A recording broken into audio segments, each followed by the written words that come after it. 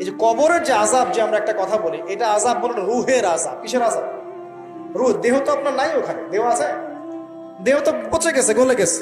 তাহলে আযাবটা কিসের? রুহের। বুঝাচ্ছি, আমি এই এই পড়াশোনাটা করেছি ইমাম গাজ্জালী রাহিমাহুল্লাহর বই থেকে। এত গভীর মানে লেখা, মানে ধরতে গেলেও মনে হয় যে একটা লাইন 10 বার পড়তে হচ্ছে। একটা এক্সাম্পল দিয়ে তিনি বুঝাচ্ছেন, এভাবে তিনি বলছেন, এটা একটা উদাহরণ মাত্র, এটাই প্রকৃত ব্যাখ্যা না, একটা উদাহরণ মাত্র।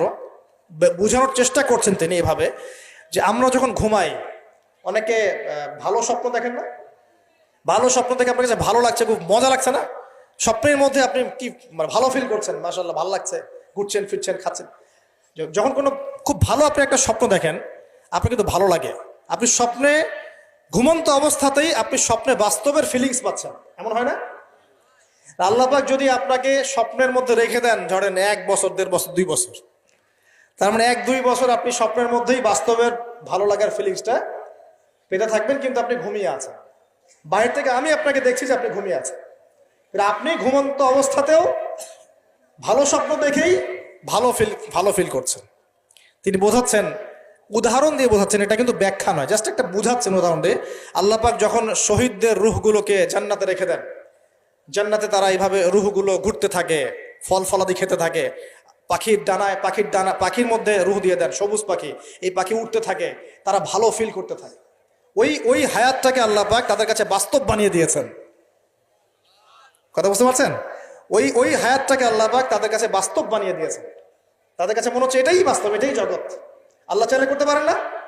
একটা ঘুমন্ত মানুষকে যদি আল্লাহ করতে পারেন, তাহলে শহীদদের ব্যাপারে করতে পারেন না?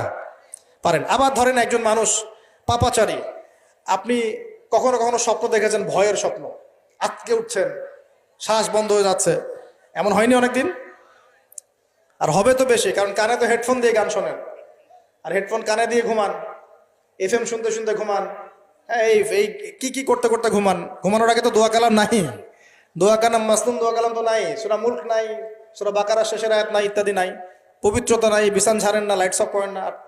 আপনার সুন্নত মাফিক তো ঘুমাচ্ছি না। ঘুমানোর কতগুলো সুন্নত জানেন?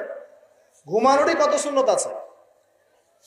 ইস্তেঞ্জা করতে হয়, অজু করে আসতে হয়, পারলে মেসওয়াক করে নেয়, বিছান ঝাড়তে হয়, বিসমিল্লাহ বলে লাইট অফ করতে হয়, দরজায় খিল দিতে হয়, পাত্র যদি থাকে খাবার পাত্র, পানির পাত্র ঢেকে দিতে হয়, তারপরে পড়তে হয় বিছানায় গিয়ে আয়াতুল কুরসি, সূরা বাকারা শেষের 2-3টা আয়াত, সূরা ফালাক নাস ইখলাস, হাত একত্রিত করে ফু দিয়ে সারা গা মাসাহ করতে হয়।